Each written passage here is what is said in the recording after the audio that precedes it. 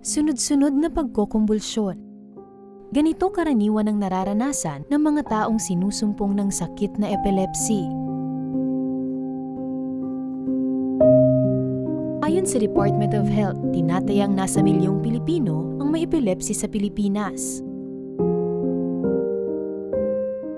Ngunit hindi lahat ng kaso nakatala sa kanilang datos. Kaya posibleng mas mataas pa ang aktwal na bilang.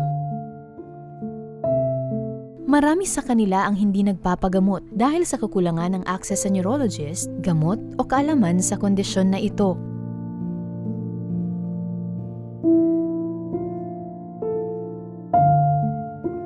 Isa sa milyong Pilipino na mayroong sakit na epilepsy, ang 10 taong gulang na si Lawrence mula sa Piudaran, Albay. At sa murang edad, hirap din siya sa kanyang sitwasyon.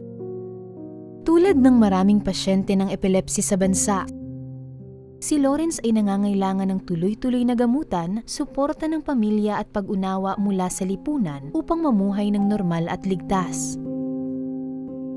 Pangalawa si Lawrence sa 2 anak na mag-asawang Jojit at Mylene. Simple lamang ang kanilang buhay sa bayan ng Piudaran, Albay. Nagsusumikap si Jojit bilang isang barbero habang si Mylene naman ay tumutulong sa kabuhayan sa pamamagitan ng maliit na sari-sari store. Sa kabila ng kanilang kakulangang pinansyal, hindi nila kailanman pinabayaan ang kanilang mga anak. Lalo na si Lawrence na may espesyal na pangangailangan. Nung pinanganak, wala naman po yan sakit. Nung nag-aaral na po yan, 5 years old na po yan, bigla na lang po yan natumba doon sa nag-aano po kami, nagkukupras noon, ang niyog po. Bigla na lang po siya natumba. Akala namin, nagutom lang. Oh. Tapos, nung palagi ng sinusumpong gano'n na. Pinatingnan ko naman po sa doktor, sabi sa akin, epilepsy daw. Sa zone. Dito lang po sa Piudaran? Sa Ligaw po. Ay, sa Ligaw. Kasi nung nag-request lang po sa akin, ipa-CT scan ko daw, ma'am. Tapos, ang sabi po sa akin dyan sa Ligaw, ang kailangan niya nito, pediatrician, neurologist. So, bakit hindi po atin yun naidala sa neurologist? Sabi po kasi nila, wala ditong neurologist. May lang po ako ng tulong sa inyo kasi mahirap naman po kami. Siyempre po, baka sakaling gumaling yung anak ko. Dahil sa kalagayan ni Lawrence, hindi na nagdalawang isip si Nanay Mylene na lumapit sa aming programang Tabang Ora mismo. Once po nandito na yung pasyente, rest assured po wala silang babayaran. Ayun. Nagpapasalamat lang po ako sa Ako Bicol Tabang Ora mismo party list po. Kasi po matutulungan na po yung anak ko na gumaling. Kaya naman matapos lamang ang ilang araw, agad naming sinundo si Lawrence at ang kanyang ina upang dalhin sa Bicol Regional Hospital and Medical Center.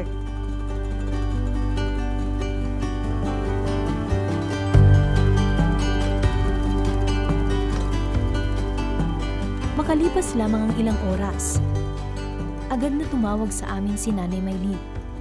Ayon sa kanya, kinakailangan na makonfine si Lawrence upang masusing maobserbahan ng mga doktor.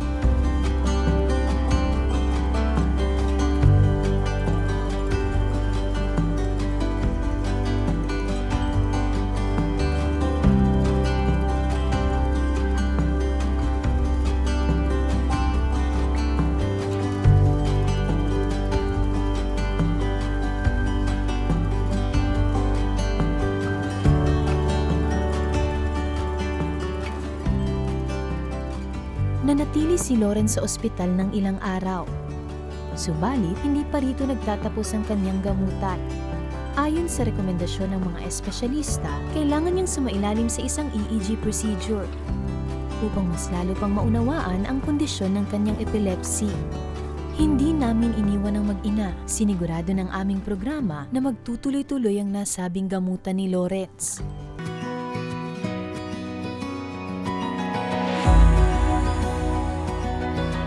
Pagkatapos ng mahaba-habang araw ng gamutan, pagod at emosyonal na hamon, naisip naming bigyan ng kahit kaunting kasiyahan si Lawrence.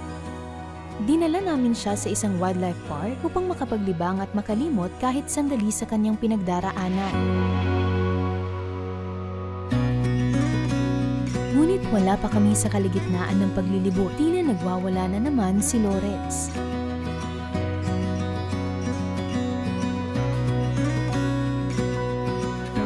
Kaya minabuti namin na ihatid na lamang sila sa kanilang lugar sa Piuduran, Albay.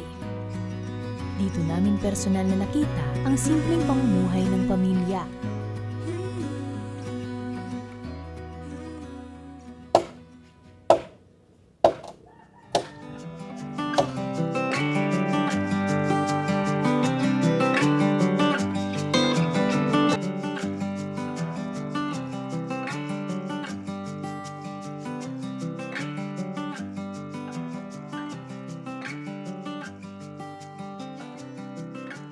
Pasalamat po ako sa inyo, ma'am. Sa inyo, ma'am. Tabang Ora mismo.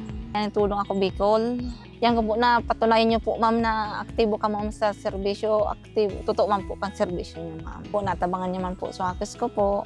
Kumbaga po sa inyo po, ma'am. Siyempre, di maging siring ka na akis ko, di maulian po. So, nagpasalamat po ako sa inyong maray po, ma'am. Buong puso po, pasalamat sa inyo. Sa bawat pag-atake ng epilepsy, tila paulit-ulit ding nasusubok ang lakas ng loob ni Lawrence at ng kanyang pamilya.